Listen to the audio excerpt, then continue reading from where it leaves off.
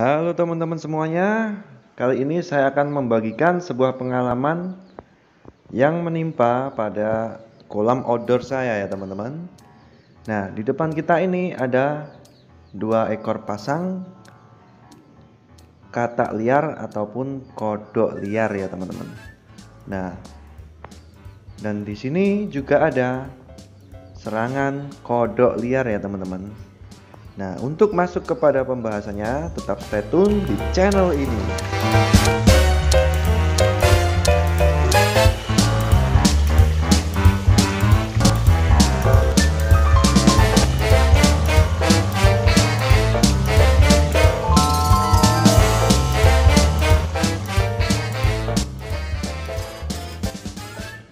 Halo, assalamualaikum warahmatullahi wabarakatuh teman-teman, balik lagi pada channel Hobi Terdalam.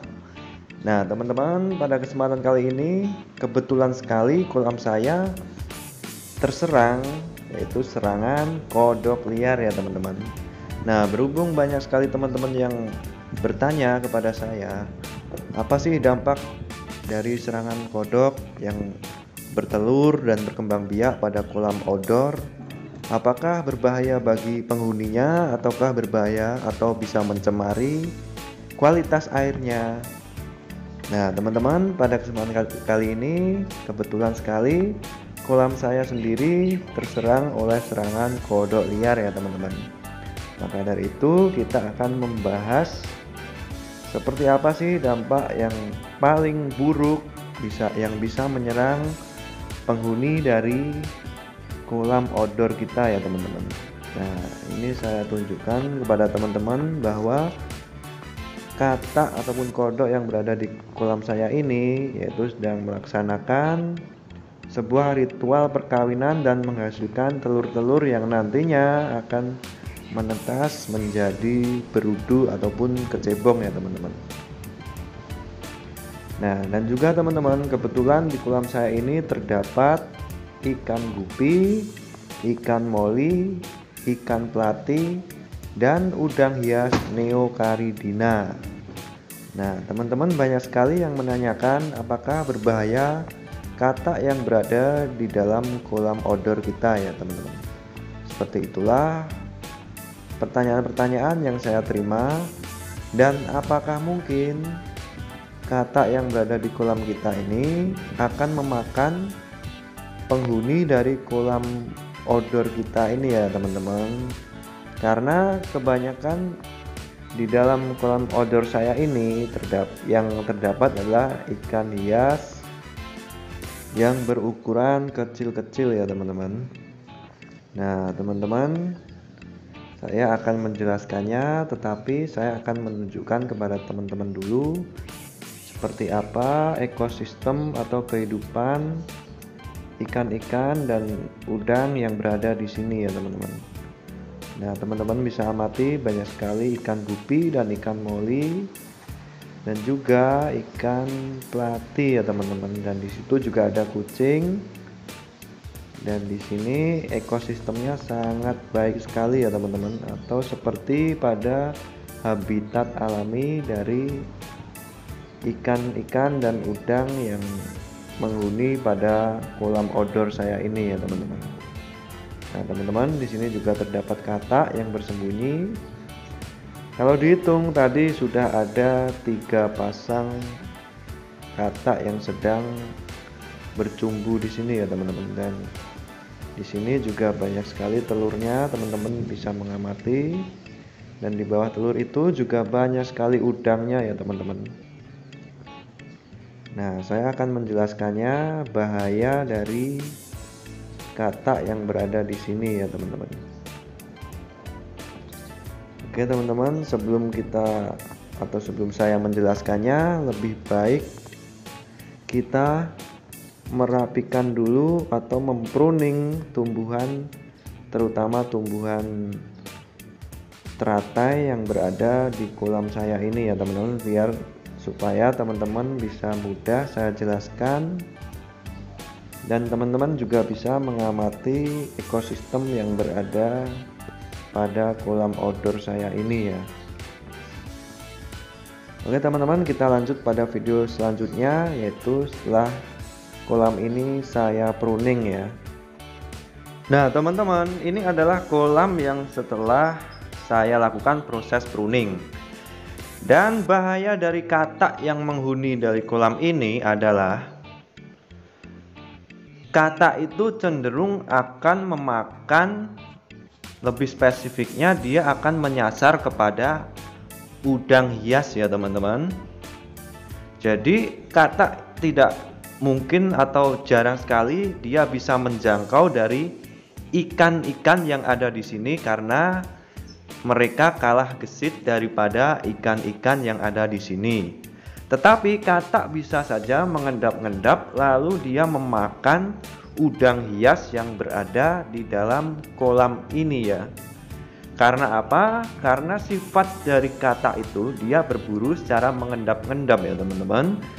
Dan juga sifat dari udang hias itu dia hanya akan bergerak aktif jika mendapatkan serangan ya. Jadi dengan cara mereka katak pasti masih bisa menjangkau dari pergerakan udang hias kita ya teman-teman.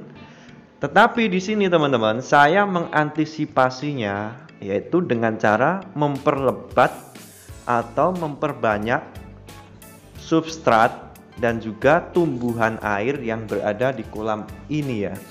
Supaya apa? Supaya udang hias bisa berlindung secara baik di dalam substrat-substrat dan juga tumbuhan air yang sengaja saya berikan pada kolam ini ya teman-teman. Nah ini teman-teman bisa melihat di sini masih banyak sekali udang hias yang hidup di sini dan mereka bertumbuh dengan baik dan berkembang biak dengan baik walaupun ada katak yang juga berkembang biak di sini.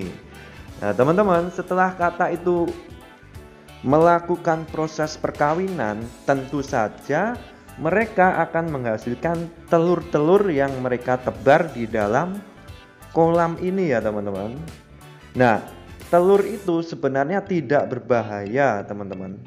Tetapi lapisan dari telur katak itu adalah lendir yang mengelilingi dari keseluruhan bentuk dari telur itu ya teman-teman. Pasti melapisi dari telur katak tersebut ya. Nah lapisan itu teman-teman, jika menurut pengalaman saya setelah saya amati, jika lapisan telur itu yang berwujud lendir itu dimakan oleh ikan-ikan yang berada di kolam ini, ikan-ikan itu akan mengalami klenger ya teman-teman, ataupun dia akan mabuk karena memakan lendir yang melapisi telur katak itu ya.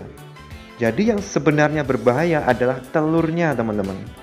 Dan lendir itu teman-teman terkadang menimbulkan atau memancing serangga-serangga liar untuk mengerumuninya ya teman-teman. Mungkin teman-teman dari lapisan lendir yang menyelimuti telur katak itu akan membawa bibit-bibit penyakit yang juga membahayakan bagi kelangsungan hidup dari ikan yang berada di kolam outdoor kita ya teman-teman. Karena banyak kasus juga jika kolam itu terjangkit telur katak, maka ikan yang berada di situ juga akan terjangkit penyakit seperti contohnya ya teman-teman, kutu jarum maksud saya, dan juga jamur-jamur ataupun parasit yang diakibatkan oleh bernaungnya telur katak tersebut ya teman-teman. Nah setelah telur katak itu menetas dan menjadi kecebong ataupun berudu, nah disitulah teman-teman, menurut saya, pengalaman saya sendiri, tidak ada ancaman apapun yang dihasilkan oleh kecebong ataupun berudu yang berada di kolam outdoor kita ya teman-teman. Jadi kesimpulannya, yang berbahaya itu adalah katak itu sendiri, tetapi kita masih bisa mengantisipasinya dengan menambahkan tumbuhan air untuk tempat berlindung dari udang hias, dan juga telur dari katak itu ya teman-teman. Karena telur dari katak itu saya yakini akan menghasilkan berbagai permasalahan dan berbagai bibit penyakit yang dibawa oleh telur katak itu sendiri ya. Nah, setelah jadi berudu, saya mengamati dari dahulu sampai sekarang tidak ada ancaman karena makanan utama dari berudu itu adalah alga-alga ataupun lumut yang tumbuh di dinding-dinding kolam kita ya teman-teman.